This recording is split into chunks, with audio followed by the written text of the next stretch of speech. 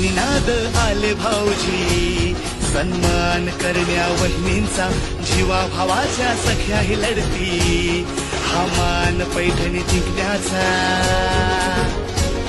विसरून घरच्या चिंता, आनंद घेऊया हसण्याचा, ऐकून नवीन उखाणे, गोडवा वाढवू नात्यांचा, धमाल मस्ती नाच गाण्यांचा, हा सोहळा सजला मैत्रिणीचा,